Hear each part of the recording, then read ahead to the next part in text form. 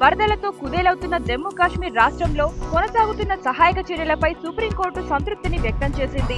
వరద ప్రాంతాల్లో రాష్ట్రంతో పాటు కేంద్రం అప్రమత్తతపై బాధితులకు క్షేత్రస్థాయి సహాయాన్ని అందించడంలో పూర్తి స్థాయిలో విజయం సాధించాయని ప్రశంసించింది.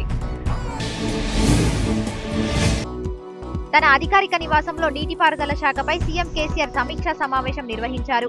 సమావేశంలో మైనర్ ఇరిగేషన్ చెరువుల పునరుద్ధరణపై చర్చించారు.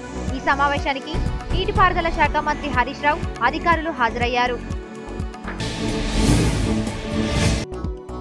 12 ఒప్పందాలపై భారత్ చైనా దేశాల మధ్య అవగాహన కుదుర్చుకున్నారు.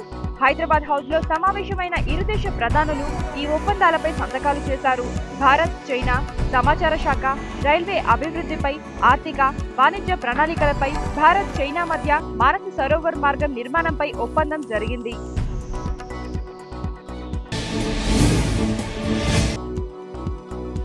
వచ్చే ఏడాది మార్చిలో నిర్వహించే ఇంటర్మీడియట్ పరీక్ష ఫీజు చెల్లింపునకు అక్టోబర్ 10 చివరి తేదీగా విద్యాశాఖ అధికారులు నిర్వహించారు.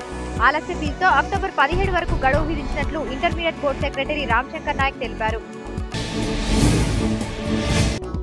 తెలంగాణ ప్రభుత్వ ప్రధాన కార్యదర్శి రాజు శర్మతో మెట్రో ఎండీ ఎన్వీఎస్ రెడ్డి సమావేశమయ్యారు. మెట్రో రైల్ పనులకు ఎలాంటి ఇబ్బంది లేదని మెట్రో ఎండీ ఎన్వీఎస్ రెడ్డి తెలిపారు. పనులు సాఫీగానే సాగుతున్నాయని, అలైన్మెంట్ మార్పునకు సంబంధించి ప్రభుత్వం అధ్యయనం చేస్తుందన్నారు.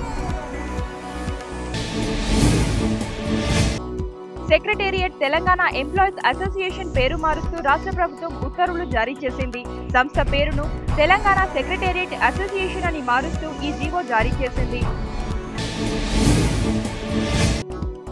కరీంనగర్ జిల్లాలోని ఎన్టీపీసీలో వార్షిక మరమ్మతుల దృష్ట్యా విద్యుత్ ఉత్పత్తి నిలిచిపోయింది. మరమ్మతుల కారణంగా 500 మెగావాట్ల విద్యుత్ ఉత్పత్తికి అంతరాయం ఏర్పడింది. ఈ మరమ్మతులు 40 రోజుల వరకు కొనసాగనున్నట్లు సమాచారం. స్కాట్లాండ్ లో అభిప్రాయ సేకరణ ప్రారంభమైంది. యునైటెడ్ కింగ్డమ్ నుంచి విడిపోతామని కొంతకాలంగా స్కాట్లాండ్ ప్రజలు ఆందోళన చేస్తున్న సంగతి తెలిసిందే. ప్రజాభిప్రాయ సేకరణలో 42 లక్షల మంది ప్రజలు పాల్గొన్నారు. స్టాక్ మార్కెట్లు భారీ లాభాలతో కొనసాగుతున్నాయి.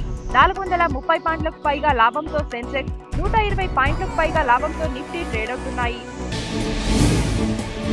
రంగారెడ్డి జిల్లాలోని హైత్నగర్ మండలం తొర్రూరులోని ఓ ఇంట్లో చోరీ జరిగింది. గుర్తు తెలియని దుండగులు ఇంట్లో ఉన్న 15 తులాల బంగారం, 50,000 నగదును అపహరించారు.